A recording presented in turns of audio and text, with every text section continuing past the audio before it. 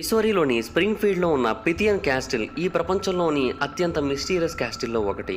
ఈ క్యాస్టిల్లో ఎన్నో దెయ్యాలు తిరుగుతూ ఉన్నాయి.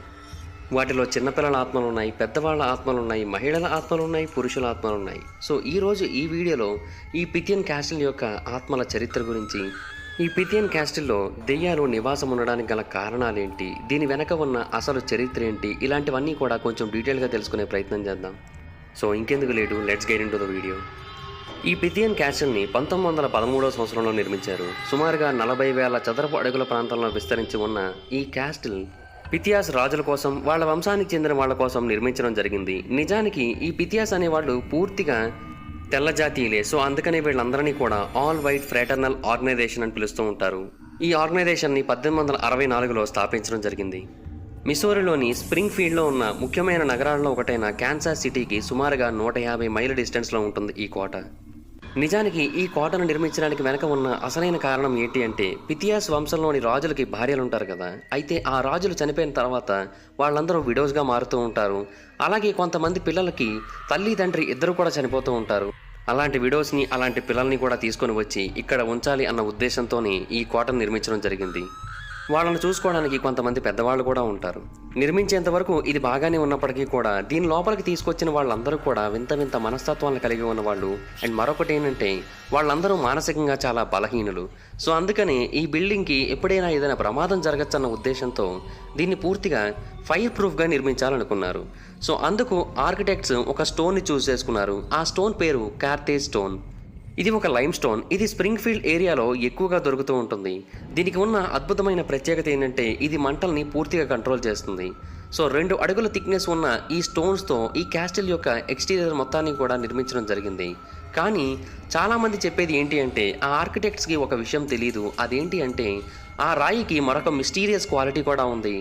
ఆ రాయి స్పిరిచువల్ ఎనర్జీని తన లోపలికి అట్రాక్ట్ చేసుకుంటుంది. అలాగే ఆ ఎనర్జీ మొత్తాన్ని కూడా తన లోపలే బంధించి బయటికి వెళ్ళనివ్వకుండా చేస్తుందని చెబుతూ ఉన్నారు. ఈ బిల్డింగ్లో సుమారుగా 100 మంది ఉండేటట్టుగా ఈ బిల్డింగ్ని నిర్మించడం జరిగింది. కానీ ఏ రోజు కూడా ఇది దాని యొక్క కెపాసిటీని రీచ్ అవ్వలేదు. దీంట్లో ఉన్న చిన్నపిల్లలు అప్పుడప్పుడు ఆ ఇంట్లోంచి పారిపోవడానికి ట్రై చేసేవారు. కానీ మళ్ళీ వాళ్ళని పట్టుకొని వచ్చి అందులోనే పెట్టేవారు. ఈ పిథియన్ క్యాస్టిల్లో జీవితం అంత ఈజీగా గడిచేది కాదు. ఇక్కడ ఉన్న అబ్బాయిలు అమ్మాయిలు ఒకరితో ఒకరు మాట్లాడకూడదు. ఈవెన్ వాళ్ళు సిబ్లింగ్స్ అయినా కూడా ఒకరితో ఒకరు మాట్లాడకూడదు. ఆ పిల్లలు అక్కడ రోజంతా కూడా ఏదో ఒక పని చేస్తూ ఉండాలి. పగటిపూట, రాత్రి అయితే అక్కడ ఉన్న బంక్ హౌస్ డార్మిటరీస్లోకి వెళ్ళి ఎవరికి వాళ్ళు సెపరేట్గా పడుకోవాల్సి ఉంటుంది. అయితే 1920లలో ఇక్కడ చిన్నపిల్లగా బ్రతికి ఆ తర్వాత బయటికి వచ్చిన ఒక మహిళ ఏమని తెలియజేసిందంటే, లోపల ఉన్న వాళ్ళకి బయట ప్రపంచంతో అసలు ఏమాత్రం సంబంధం లేదు. కానీ రోజు రాత్రిపూట ఆ కోట యొక్క ముఖద్వారం దగ్గర కొంతమంది టౌన్ పీపుల్ వాళ్ళు గ్యాదర్ అయ్యేవారు. ఆ తర్వాత లోపల ఉన్న పిల్లలు బయటికి వచ్చి అక్కడ నుంచొని పాటలు పాడుతూ ఉంటే వాళ్ళు విని ఎంజాయ్ చేసి ఆ తర్వాత చప్పట్లతో వాళ్ళకి అభినందనలు తెలియజేసేవారని తెలియజేసింది. అయితే కొన్నాళ్ల తర్వాత ఈ కోట కారణంగా అసలు ఎటువంటి ఉపయోగం లేదని పిథియాస్ వాళ్ళకి అనిపించింది. సో అందుకనే వాళ్ళు ఈ కోటను నిర్మించిన 26 ఏళ్ల తర్వాత దీనికి వాళ్ళు ఇస్తున్న సర్వీసెస్ అన్నింటినీ కూడా ఆపేయడం జరిగింది. కానీ ఆ తర్వాతే అసలు సమస్య మొదలైంది. ఒకప్పుడు ఆ ప్రాంతంలో నివసించి చనిపోయిన పిల్లల యొక్క ఆత్మలు ఆ ప్రాంతంలో తెగ తిరుగుతూ ఉండేవి. అలాగే వాళ్ళ యొక్క మాటలు కూడా ఎక్కువగా వినిపిస్తూ ఉండేవి.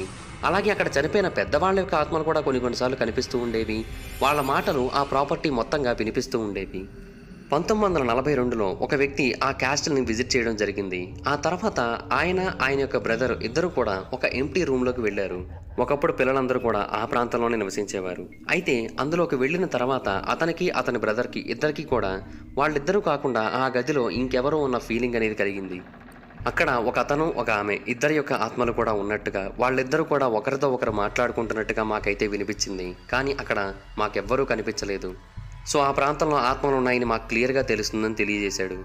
అలాగే మరొక గోస్ట్ టూర్ గైడ్ ఆ బిల్డింగ్ మొత్తాన్ని కూడా ఎక్స్ప్లోర్ చేద్దాం అనుకున్న టైంలో సేమ్ ఫ్లోర్లో ఒక కార్నర్లో నుంచున్నప్పుడు ఎవరో ఆమెను వెనక నుంచి హలో అని పిలిచినట్టుగా అనిపించింది. అది ఒక పిల్లాడి వాయిస్. ఈమె ఏమాత్రం ఆలోచించకుండా హలో అని మళ్ళీ రిప్లై ఇచ్చింది.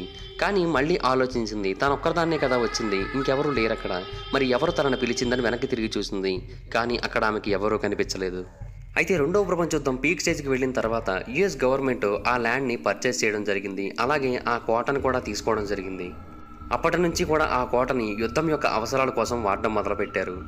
అలాగా డిసెంబర్ 23, 1942న ఈ క్యాస్టిల్ అఫీషియల్గా మళ్ళీ రీఓపెన్ అయ్యింది. కాకపోతే అప్పుడు దీనికి ఓ రియల్లీ సర్వీస్ క్లబ్ అనే ఒక పేరు పెట్టడం జరిగింది. అలాగే దీని యొక్క అడ్మినిస్ట్రేషన్ కావచ్చు, దీని యొక్క మెయింటెనెన్స్ కావచ్చు పక్కనే ఉన్న ఓ రియల్లీ హాస్పిటల్ కాంప్లెక్స్ వాళ్ళే చూసుకుంటారు. అది కంప్లీట్గా ఆర్మీ వాళ్ళకి చెందింది. సో అందుకని దీన్ని కూడా ఆర్మీ వాళ్ళ కోసమే వాడడం మొదలుపెట్టారు. సో రెండవ ప్రపంచ యుద్ధం బాగా పీక్ స్టేజ్లో ఉన్నప్పుడు ఒకానొక టైంలో ఒక రోజుకు సుమారుగా 2000 మంది ఈ సర్వీస్ క్లబ్ని ఉపయోగించుకునేవారు. గాయపడిన సైనికులందరికీ కూడా పక్కనే ఉన్న హాస్పిటల్లో ట్రీట్మెంట్ ఇచ్చేవారు. కానీ ఆ తర్వాత రికవర్ అయిన సోల్జర్స్ అందరికీ కూడా ఇదే కోటలో పై ఫ్లోర్లో వేర్వేరు రకాల ఎంటర్టైన్మెంట్ ప్రోగ్రామ్స్ని కండక్ట్ చేసేవారు. షోస్ కావచ్చు, డాన్సెస్ కావచ్చు, వీటన్నిటిని కూడా కండక్ట్ చేసేవారు. అయితే ఆర్మీ ఎమ్యూనిటీస్ అన్నీ పక్కన పెట్టినట్టయితే ఒక రూమ్ మాత్రం చాలా అంటే చాలా పర్టికులర్గా పేరు తెచ్చుకుంది. ఆ రూమ్ పేరు క్వీన్ సూట్. ఆ రూమ్లో చాలా అంటే చాలా రిలాక్సింగ్గా ఉంటుందని, ఆ రూమ్లో విశ్రాంతి తీసుకుంటే మనకున్న ప్రాబ్లమ్స్ అన్నీ కూడా మర్చిపోతామని కూడా కొంతమంది చెబుతారు. కానీ చాలామంది చెప్పేది ఏంటి అంటే ఆ రూమ్లో విపరీతంగా దెయ్యాలు తిరుగుతూ ఉంటాయని. ఆ తర్వాత కొంతమంది రీసెర్చర్లు స్పిరిట్ బాక్స్ వంటి కొన్ని ప్రత్యేకమైన ఎక్విప్మెంట్స్ని, కొన్ని డివైజెస్ని తీసుకొని వెళ్ళి ఆ ప్రాంతంలో ఆత్మల యొక్క వాయిస్లను కూడా రికార్డ్ చేయడం జరిగింది. అండ్ అవన్నీ కూడా చాలా అంటే చాలా భయంకరంగా ఉంటాయి. సో అందుకని అక్కడ ఆత్మలు ఉన్నాయని కన్ఫర్మ్ చేసుకొని ఆ తర్వాత ఇంకెవరు కూడా ఆ రూమ్లోకి వెళ్ళడం మానేశారు. అయితే ఈ క్లబ్లో ఇంకా చాలా రకాల ఫీచర్స్ ఉండేవి. దీంట్లో ఒక సోడా ఫౌంటైన్ ఉండేది, ఒక స్నాక్ బార్ ఉండేది, బౌలింగ్ ఎలే ఉండేది, బిలియర్డ్స్ టేబుల్ ఉండేది, అండ్ ఇప్పటికీ పనిచేస్తున్న ఒక మూవీ థియేటర్ కూడా ఉంది. ఇది ఒకప్పటి కాలం నాటి పిథియన్ రాజులు అప్పటి కాలం నాటి నాటకాలను చూడటానికి సెకండ్ ఫ్లోర్లో ఏర్పాటు చేసుకున్న మూవీ థియేటర్. ఇప్పటికీ కూడా ఆ మూవీ థియేటర్ పనిచేస్తూనే ఉంది. అయితే యుద్ధం జరుగుతున్న టైంలో ఆ థియేటర్ని చర్చ్ శాంక్చురీగా వాడుకోవడం జరిగింది. ఎంతో మంది యొక్క ఫినరల్స్ కూడా ఆ ప్రాంతంలో జరిగాయి. అలాగే ఎవరివైతే ఫినరల్స్ ఆ ప్రాంతంలో జరిగాయో వాళ్ళ ఆత్మలు కూడా కొన్ని ఆ ప్రాంతంలో తిరుగుతూ ఉంటాయని ఎంతోమంది చెబుతూ ఉంటారు. అలాగే ఈవీపీ రికార్డింగ్స్ కూడా ఈ రూమ్ నుంచి కొన్ని వింతైన గోస్ట్లీ మరియు మఫల్డ్ వాయిసెస్ని క్యాప్చర్ చేయడం జరిగింది. అలాగే కొన్ని గుసగుసలు కూడా వినిపించేవి. ఆ గుసగుసల్లో ఎక్కువగా వినిపించే పదం లిలియన్. అయితే ఆర్మీ వాళ్ళు ఆ కోటకి చాలా రకాల మార్పులు చేయడం జరిగింది. వాటిలో ఆ ఎంటర్టైనింగ్ ఎమ్యూనిటీస్ అనేది ఒక భాగం అంతే. వాళ్ళు ఆ కోట యొక్క బేస్మెంట్ దగ్గర కొన్ని ప్రత్యేకమైన గదులను ఏర్పాటు చేయడం జరిగింది. ఇవన్నీ కూడా రెస్ట్ తీసుకోవడానికి కాదు, ఇవన్నీ కూడా ప్రిజన్ సెల్స్ కింద ఏర్పాటు చేయడం జరిగింది. యుద్ధ ఖైదీలందరినీ కూడా తీసుకొని వచ్చి ఈ గదుల్లోనే ఉంచేవారు. ముందుగా ఈ ప్రిజనర్స్ అందరికీ కూడా ఏమైనా గాయాలైనట్టయితే వాళ్ళందరికీ పక్కనే ఉన్న హాస్పిటల్లో ట్రీట్మెంట్ ఇచ్చేవారు. ఆ తర్వాత వాళ్ళు కొంచెం నార్మల్ అయ్యారు అన్న టైంలో తీసుకొని వచ్చి ఈ గదుల్లో పడేసేవారు. అయితే ప్రస్తుతం ఆ కోటని ఒక బిజినెస్ మ్యాన్ కొనుగోలు చేయడం జరిగింది. ఆయన ఏమని చెబుతూ ఉన్నాడంటే ఆ క్యాస్టిల్ గదుల్లో చాలామంది ఇటాలియన్ ప్రిజనర్సే ఉండేవారని, అండ్ వాళ్ళలో ఒక వ్యక్తి మాత్రమే వాళ్ళందరికంటే డిఫరెంట్గా ఉండేవాడని, ఆ వ్యక్తి జాపనీస్ ప్రిజనర్ అని, ఆ వ్యక్తి తన గోడల మీద పెయింటింగ్స్ వేసేవాడని, దీనికి కావాల్సిన పెయింట్ని కావచ్చు, బ్రష్ని కావచ్చు అతను పర్మిషన్స్ అడిగి మరీ తీసుకొని వాటి ద్వారా 2 పెయింటింగ్స్ వేయడం జరిగింది. ఇప్పటికీ కూడా ఆ గదుల మీద అతను గీసిన పెయింటింగ్స్ అలా కనిపిస్తూనే ఉంటాయి. అప్పుడప్పుడు కొంతమంది ఆ పెయింటింగ్స్ని చూడడానికి ఆ ప్రాంతాన్ని విజిట్ చేస్తూ ఉంటారు. కానీ ఒక విజిటర్ మాత్రం రోజు ఆ పెయింటింగ్స్ని చూస్తూ ఉంటాడు. ఆ విజిటర్ ఇంకెవరో కాదు, ఆ జపనీస్ సోల్జరే. అతనే ఆత్మరూపంలో ఆ ప్రాంతంలో ఇప్పటికీ తిరుగుతూ తను గీసిన పెయింటింగ్స్ని చూసుకుంటున్నాడని ఆ క్యాస్టిల్ యొక్క ప్రస్తుత ఓనరు అండ్ ఆ ప్రాంతాన్ని విజిట్ చేసిన ఎంతోమంది తెలియజేస్తూ ఉన్నారు. 2019లో ఈ ప్రాంతాన్ని విజిట్ చేసిన కొంతమంది విజిటర్స్ కొన్ని అంతు చిక్కని వైట్ ఆబ్స్ ఆ ప్రాంతంలో కనిపించాయని, ఈవెన్ వాటిని ఫొటోస్ తీస్తున్న టైంలో కూడా ఆ ఆబ్స్ క్యాప్చర్ అయ్యాయని, అండ్ ఈ కోటలోని రూమ్స్ కంటే బేస్మెంట్ చాలా అంటే చాలా భయంకరంగా ఉంటుందని, ఆ ప్రాంతంలో ఇంకా ఎక్కువగా ఆత్మలు తిరుగుతూ ఉన్నాయని, ఎవరైతే ఆ బేస్మెంట్లో ఉన్న ప్రెజెంట్ సెల్స్ దగ్గరికి వెళుతూ ఉంటారో వాళ్ళందరి శరీరంలోని వింత వింత మార్పులు వస్తాయని, తలనొప్పి వస్తుంది, కడుపు నొప్పి వస్తుంది, వాంతులు వచ్చేస్తూ ఉంటాయి, ఎవరో వాళ్ళని దాడి చేస్తున్నట్టుగా ఒళ్ళంతా విపరీతంగా నొప్పులకు గురవుతూ ఉంటుంది. అప్పటి వరకు యాక్టివ్గా ఉన్నవాళ్ళు కూడా అప్పటి నుంచి అడుగు ముందుకు వేయలేనంత నీరసంగా కనిపిస్తారు. దీనికి కారణం ఏంటనేది ఎవరికి కూడా అర్థం కావట్లేదు. బహుశా ఆ ప్రెజెంట్ సెల్స్లో కేవలం ఆ జాపనీస్ సోల్జర్ మాత్రమే కాకుండా ఇంకా ఎంతోమంది ఇటాలియన్ సోల్జర్స్ కూడా ఉండేవారు కాబట్టి వాళ్ళ యొక్క ఆత్మలు కూడా ఇప్పటికీ ఆ ప్రాంతంలో తిరుగుతూ ఎవరైతే ఆ ప్రాంతంలోకి అడుగు పెడుతూ ఉంటారో వాళ్ళందరినీ కూడా ఇలాగా నీరసించిపోయేలా చేస్తూ వాళ్ళందరినీ కూడా ఇబ్బంది పెడుతూ ఉన్నాయని అయితే నమ్ముతూ ఉన్నారు. అండ్ ఎవరైనా సరే అక్కడ ఉన్న ప్రెజెంట్ సెల్స్లో ఒక ప్రెజెంట్ సెల్ లోపలికి వెళ్ళి డోర్ని కనుక గడబెట్టుకొని ఆ ఊచల దగ్గర నుంచున్నట్టయితే వింత వింత శబ్దాలు వినిపిస్తాయని, వదిలేయండి అన్నట్టుగా ఇటాలియన్, జాపనీస్, ఇంగ్లీష్ భాషల్లో అరుపులు వినిపిస్తాయని కూడా చెబుతూ ఉంటారు. ఒక అంచనా ప్రకారం ఆ ప్రాంతంలో సుమారుగా 60 మంది ఇటాలియన్ ప్రిజనర్స్ ఉండేవారు. వాళ్ళలో కొంతమంది ఆ ప్రాంతంలోనే చనిపోవడం జరిగింది కూడా. వాళ్ళ ఆత్మలన్నీ అక్కడే తిరుగుతున్నాయని అయితే ఇప్పటికీ చాలామంది నమ్ముతూ ఉంటారు. అండ్ స్పిరిట్ బాక్స్ ద్వారా ఆ ప్రాంతంలో చేసిన కొన్ని పరిశోధనల ద్వారా అక్కడ కూడా ఎన్నో ఆత్మలు తిరుగుతున్నాయి అనే విషయం కూడా కన్ఫర్మ్ అయింది. అయితే పిథియన్ క్యాస్టిల్లో ఉండే ఆత్మలు ఏవి కూడా మనుషులకి హాని చేస్తున్నట్టుగా ఇప్పటివరకు చరిత్ర అయితే లేదు. ఎందుకంటే చాలామంది అక్కడికి అడుగుపెట్టారు, చాలామంది ఆ ఆత్మలతో మాట్లాడడం కూడా జరిగింది స్పిరిట్ బాక్స్ ద్వారా. కానీ ఎవరికి ఎటువంటి ప్రమాదం జరగలేదు. కానీ ప్రాబ్లం ఏంటంటే ఒక టన్నల్ ఉంది. ఈ టన్నల్ ఓరియల్లీ హాస్పిటల్ కాంప్లెక్స్ కింద భాగంలో ఉంటుంది. ఆ టన్నల్ అక్కడ నుంచి డైరెక్ట్గా ఈ కోట బేస్మెంట్లో ఉన్న ప్రిజన్ సెల్స్కి దారి తీస్తూ ఉంటుంది.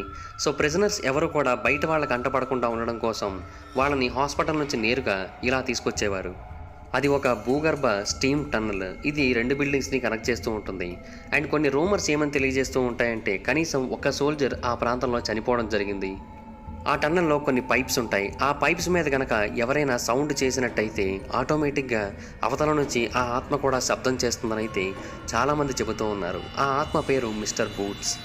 2018వ సంవత్సరంలో కాన్సాస్ సిటీకి చెందిన కొంతమంది బృందం ఈ స్టీమ్ టన్నల్లోకి ఎంటర్ అయింది. వాళ్ళందరూ కూడా లోపల నడుస్తూ ఉన్న టైంలో టూర్ గైడ్ మిస్టర్ బూట్స్ని పైప్ మీద కొట్టి పిలవడం జరిగింది. కానీ 2-3 సార్లు పిలిచినప్పటికీ కూడా ఆయన రాకపోవడంతో మూడోసారి చాలా గట్టిగా పిలిచి ఆ పైపుల మీద చాలా భారీగా శబ్దం చేయడం జరిగింది. అండ్ ఆ టైంలో వాళ్ళందరికీ కూడా సడన్గా ఆ ప్రాంతపు టెంపరేచర్ అంతా కూడా చల్లబడిపోయింది. చల్లటి గాలి వాళ్ళని దాటుతూ వెళ్ళినట్టుగా వాళ్ళందరికీ అనిపించింది. వాళ్ళతో పాటుగా ఒక న్యూస్ రిపోర్టర్ కూడా ఉంది. ఆమె ఏమని తెలియజేసిందంటే, మేము జస్ట్ అప్పుడే మా యొక్క రికార్డింగ్ని ఆపేయడం జరిగింది. అండ్ ఇమీడియట్గా మాకు ఆ చల్లటి గాలి తగిలింది. అండ్ ఆ టైంలో మాకు డింగ్ డింగ్ డింగ్ అనే ఒక శబ్దం వినిపించింది. ఆ తర్వాత ఎవరో బరువైన బూట్లతో నడుస్తున్నట్టుగా భారీ అడుగుల శబ్దం కూడా వినిపించింది. ఆ శబ్దం విని భయంతో మేమందరం కూడా బయటికి పరిగెట్టుకుంటూ పారిపోయామని తెలియజేసింది ఆమె. అయితే మరికొంతమంది చెప్పేది ఏంటంటే కేవలం మిస్టర్ బూట్స్ మాత్రమే కాదు, ఆ ప్రాంతంలో ఇంకా చాలా ఆత్మలు తిరుగుతూ ఉన్నాయి. ఆ స్టీమ్ టన్నల్లో మొత్తం కోటలో ఎన్ని ఆత్మలు ఉన్నాయో అన్ని ఆత్మలు తిరుగుతూ ఉన్నాయి. అండ్ అవన్నీ కూడా చాలా దారుణమైన స్పిరిట్స్. ఒకవేళ మనం వాటిని రీచ్ అయ్యామని తెలిసినట్టయితే అవి కూడా మనల్ని రీచ్ అయ్యి మనల్ని చంపేస్తాయని చెబుతూ ఉంటారు. సో అందుకని ఎవరైనా సరే ఆ ప్రాంతంలో లైట్లు వెలిగిస్తూ లోపలికి వెళ్ళకూడదు. అందరూ కూడా చీకటిలోనే నడవాల్సి ఉంటుందని తెలియజేశారు. అండ్ మరికొంతమంది ఏమని చెబుతారంటే ఒకప్పుడు ఆ కోటలో ఉన్న చిన్నపిల్లల్ని ఒక భారీ వ్యక్తి చాలా దారుణంగా హింసించేవాడని, ఆ వ్యక్తిని కూడా తర్వాత కొంతమంది చంపేయడం జరిగిందని, అతన్ని కూడా ఆ టన్నల్లోనే చంపేయడం జరిగిందని, అతని ఆత్మ కూడా ఆ ప్రాంతంలోనే తిరుగుతూ ఉందని అయితే అభిప్రాయపడుతూ ఉంటారు. బతికి ఉన్నప్పుడు అతను చాలా క్రూరంగా బిహేవ్ చేసేవాడు. సో చనిపోయిన తర్వాత కూడా ఆత్మగా మారి కూడా అలాగే ఉన్నాడు. అందుకని ఏ ఆత్మ కంటపడినా పర్లేదు కానీ అతని ఆత్మ కంటపడకూడదని అయితే అభిప్రాయపడుతూ ఉంటారు.